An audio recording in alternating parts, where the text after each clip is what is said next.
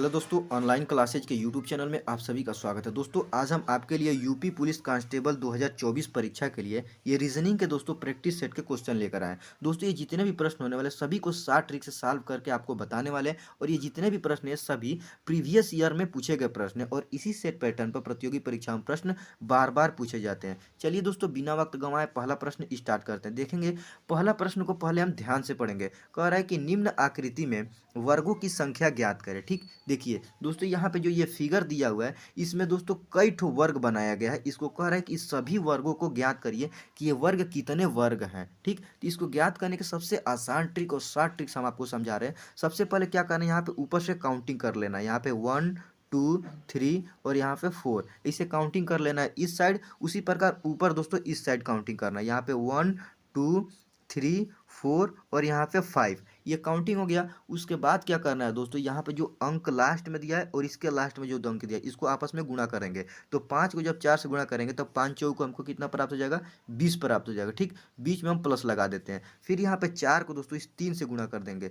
फिर उसके बाद 4 आया और इसके बाद 3 आया, तो 4 को 3 से गुणा करेंगे तो 4 तिहाई 12 प्राप्त हो गया। फिर बीच में प्लस लगाते हैं। फिर इस 4 के बाद 3 है दोस्तों और इस 3 के बाद 2 है, तो इन 3 को 2 से गुणा कर 3 दूना 6 प्राप्त हो जाएगा। बीच में प्लस लगा देंगे और फिर इस 2 को 1 से गुणा कर देंगे। 2 को जब 1 से गुणा कर देंगे तो 2 एकम 2 प्राप्त हो जाएगा। अब सभी को आपस में जोड़िए। देखिए 20 में दोस्तों 12 जोड़ेंगे तो 32 हो जाएगा। 32 में दोस्तों 6 जोड़ेंगे तो 38 हो जाएगा। 38 में जब 2 जोड़ेंगे तो हमको कितना प्राप्त हो जाएगा, 40 प्राप्त हो जाएगा। ठीक, तो इस फिगर में टोटल दोस्तों वर्गों की संख्या, जो यहाँ पे वर्ग पूछा है दोस्तों, इस टोटल फिगर में वर्गों की संख्या कितना प्राप्त हुआ हमको, 40 प्राप्त हुआ। जो कि ऑप्शन ए में 40 दिया है, जो कि यही ऑप्शन सही हो जाएगा। आशा करते हैं दोस्तों ये क्वेश्चन आप बहुत अच्छे से समझ गए होंगे। चलिए इसी प्रोसेस पे इससे बढ़िया क्वेश्चन एक दोस्तों और बताते हैं। ये वाला क्वेश्चन देखिए सेम उसी प्रोसेस पे है, लेकिन दोस्तों यहाँ पे फिगर जो काउंटिंग करेंगे यहाँ पे 1 2 और 3। ठीक, तो इसमें क्या करना है दोस्तों, हमको इधर काउंटिंग कर दिए, फिर यहाँ पे 1 2 3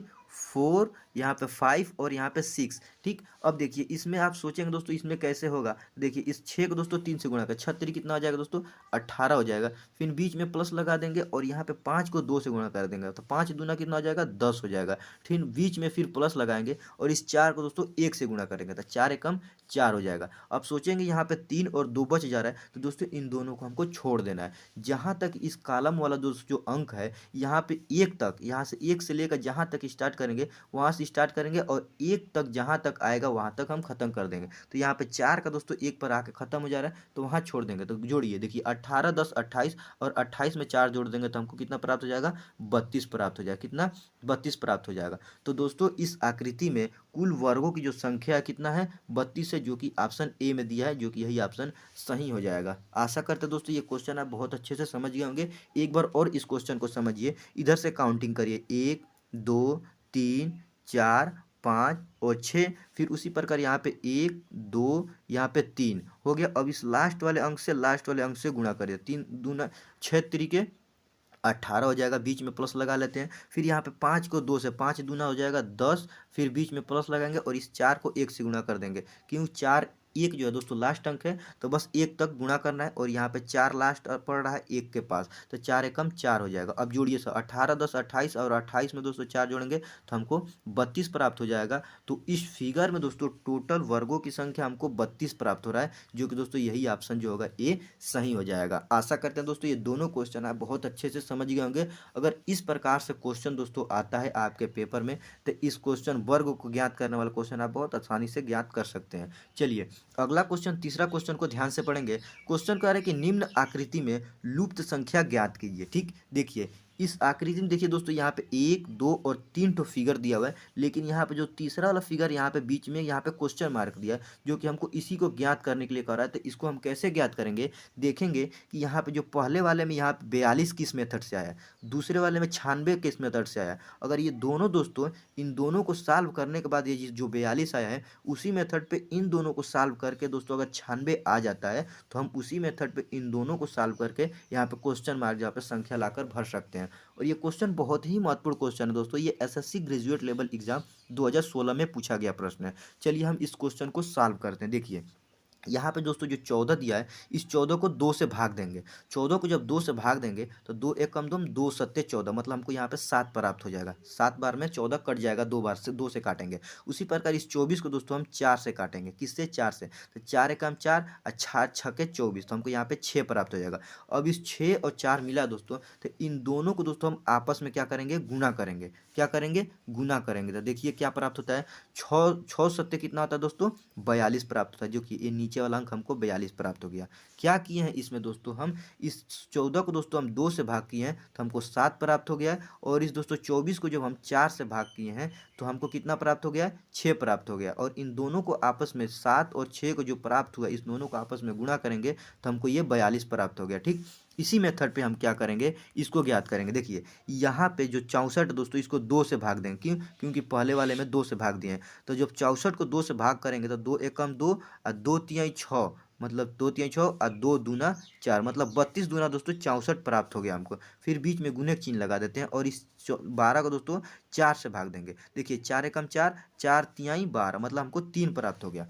अब इन दोनों को आपस में गुणा करेंगे। इन दोनों को आपस में गुणा करेंगे तो देखिए 3 को 2 से गुणा करेंगे तो 3 दूना कितना हो जाएगा दोस्तों? 6 प्राप्त हो जाएगा। फिर इस 3 को 3 से गुणा करेंगे तो 3 तरीके 9, मतलब कि 32 को जब 3 से गुणा करेंगे तो हमको 96 प्राप्त हो गया। जिस मेथड से दोस्तों 7 को 6 से गुणा किया तो 7 छक हमको ये 42 प्राप्त हो गया। उसी प्रकार 32 मिला है और 32 को 3 से गुणा किया तो हमको ये 96 प्राप्त हो गया। ठीक, अब इसी मेथड से हम क्या करेंगे, इस वाले को सॉल्व करें। क्या करेंगे? 32 को 2 से भाग करेंगे। क्यों? क्योंकि पहले वाले में भी 2 से भाग किए हैं, दूसरे वाले में भी 2 से भाग किए हैं, तो इसमें भी 2 से भाग करेंगे।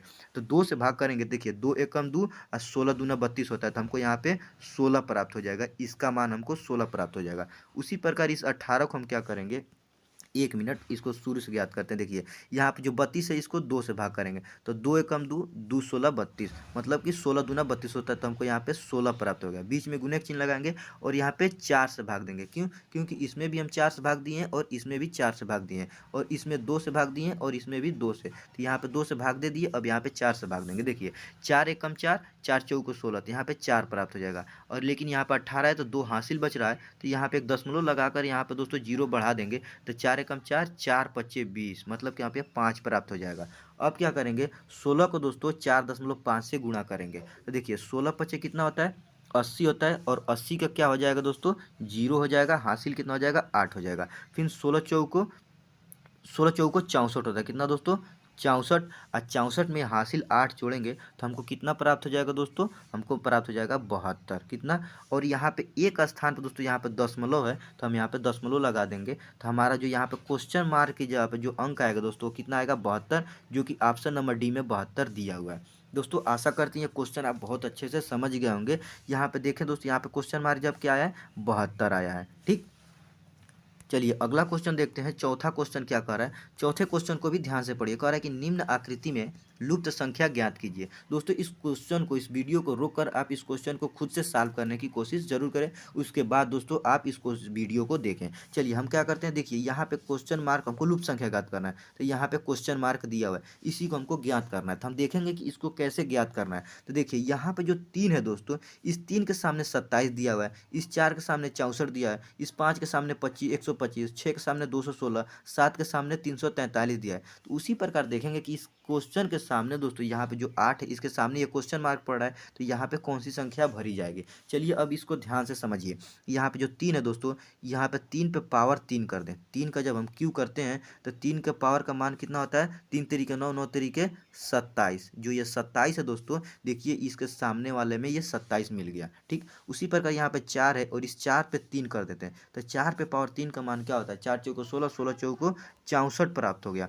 देखिए इसके सामने यहाँ पे ये 64 दिया हुआ है। ठीक, उसी प्रकार यहाँ पे जो 5 है, 5 पर भी हम 3 घात कर देते हैं, और 5 पे 3 घात मतलब 5 पे क्यू का मतलब होता है 5 पचे 25, 25 पचे 125, मतलब कि 25, 5 को 3 बार गुणा करना, तो 25 पचे 125। देखिए जो ये 125 है, इस 5 के सामने में 125 दिया हुआ है। उसी प्रकार यहाँ पे 6 है, तो 6 पे भी पावर 3 कर देते हैं, और 6 पे पावर 3 का मान क्या होता है? 6 6 के 36, 36 6 के 216 प्राप्त हो गया। ठीक, 6 पे पावर 3 का मान दोस्तों 216 होता है, जो कि इसके सामने यहाँ पे देखिए 216 दिया हुआ है। उसी प्रकार यहाँ पे जो 7 है इस पे भी 3 कर देंगे, तो 7 पे पावर 3 का मान क्या होता है दोस्तों, 7 सत्ते 49, 49 सत्ते होता है 343, 343, जो कि दोस्तों इस 7 के सामने वाले में यहाँ पे 343 दिया।